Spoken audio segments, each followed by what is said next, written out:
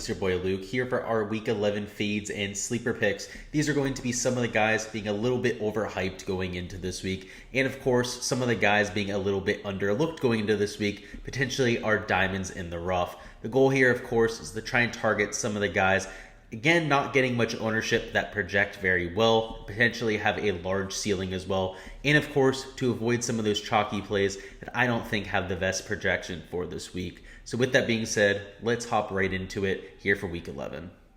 Our first fade is going to be Darrell Williams of the Kansas City Chiefs at $5,400, going to be one of the most chalky plays on the entire slate, regardless of position, at nearly 18% ownership. This matchup against the Cowboys is also giving me a lot of cause for concern. Their front seven is one of the best units in the entire NFL, and quite frankly, I expect the Cowboys to go out and win this game. As a result, you don't expect the Chiefs to use much of the running game here, and as a result, Darrell Williams is going to have less opportunities to go out and have some success. A lot of the reason that we see this inflated ownership as well comes down to recency bias. What we saw during that primetime slate obviously was able to go off through the air, on the ground. It's really a contributor across the board, but again, with less targets in this type of a game script, I definitely see an avenue where he fails. So for me, going to be a fade.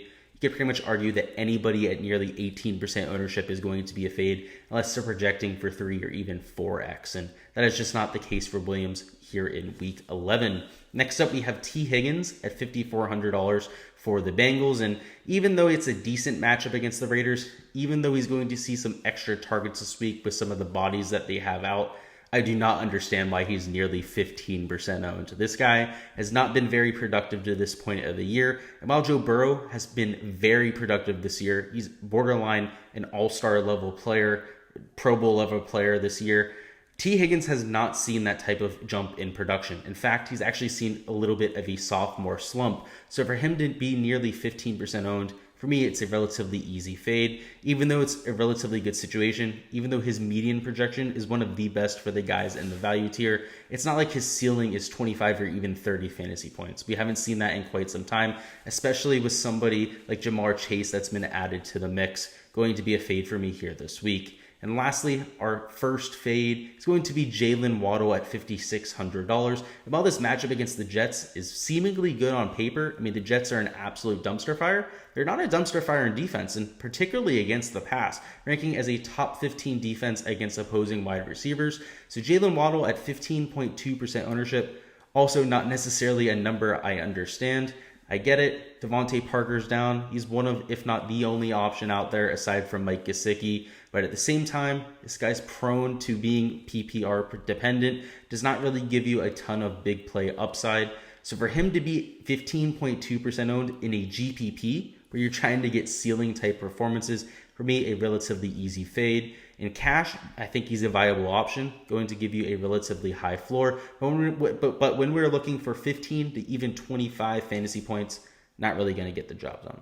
First up for the sleepers, we have TJ Hawkinson at $5,700, seemingly coming in with way lower ownership than he should at just 1.9%. The matchup against the Browns isn't ideal, but to be quite honest with you, not going to let that hold it against him. This is somebody who gives you a ton of PPR upside, seemingly one of the best tight ends in the entire NFL. And even though he's not going to have Jared Goff as his quarterback this week, I expect him to be one of, if not the highest targeted players in this game. So for me, really just comes down to the type of leverage we can get. At 1.9% ownership, we can use him in 5 to 7 of our lineups and get way over the field. For me, I'm going to be even more aggressive than that. Again, TJ Hawkinson, just one of the best pure talents at the tight end position, is seemingly always underpriced, hasn't really been healthy to this point of the year. That's why we've seen the numbers that we have. But now that he's had some rest under him, has had some time to get over that injury, I expect some huge games to come. And if we're going to get 1.9% ownership, that's just the icing on the cake. Next up, we have Terry McLaurin of the Washington Football Team at $7,000. He might be a little bit more expensive than people want to pay for him, but if he was $100 cheaper, if he had just had a 6 in front of his name and was $6,900, he would be 5 to even 10% higher owned. It's crazy how that kind of psychology works when people are selecting their DFS lineups, but the reality is, at his price point, one of the best plays on the entire slate. I currently have him projected for nearly 18 fantasy points, and even though this matchup against the Panthers is a little bit tough, obviously I have Stephon Gilmore over there, a few other solid defensive backs as well, He's 4.1% owned, and Terry McLaurin has shown in the past it doesn't matter who's covering him. He's one of the best route runners in the NFL, one of the best in terms of yards after carry. He can take a 5-yard reception and turn it into a massive gain. So I really like him right there. Pretty much anytime we get somebody like McLaurin at less than 5% ownership, I am going to be all over him. And with that being said, another pass catcher at sub 5% ownership that we'll be going to is Justin Jefferson, one of the elite tier options. And a lot of it comes down to pricing. People don't want to pay $8,100 for Justin Jefferson, but reality is, in this matchup against this Packers, it should be a shootout. He has the highest ceiling of any of the wide receivers on the slate. Not only are you dealing with one of the most concentrated offenses in the NFL up there in Minnesota, pretty much the only guys that touch the ball on the offense are going to be Dalvin Cook, Adam Thielen. You're going to be dealing with, obviously, Justin Jefferson, and then maybe Tyler Conklin. And that's about it. A.J. Osborne used to be a part of the offense. Pretty much haven't seen him here for 3 or 4 weeks now. So Justin Jefferson, even though the price tag looks a little high, again, if this guy was $7,800 or $7,900, he'd be 5 to 10% higher owned. It's crazy how that psychology works there. So the matchup against the Packers, we've already outlined from the Packers side of things. I love Aaron Rodgers this week. I love Devontae Adams. Same thing with A.J. Dillon. If you guys saw my core plays video, they all made that video. I also love Justin Jefferson as a run back.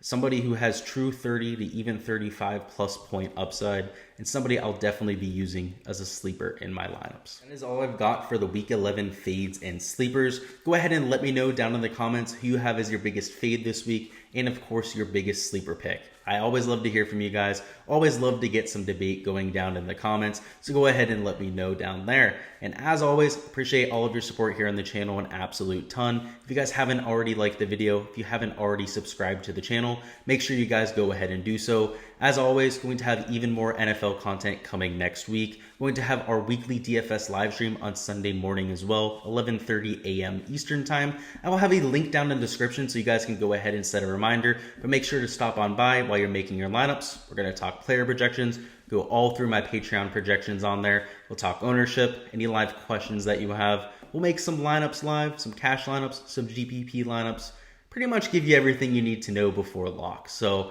make sure to stop on by. Again, link will be down in the description to go ahead and set a reminder. But good luck with all of your lineups for this week. See you guys at the live stream, and peace.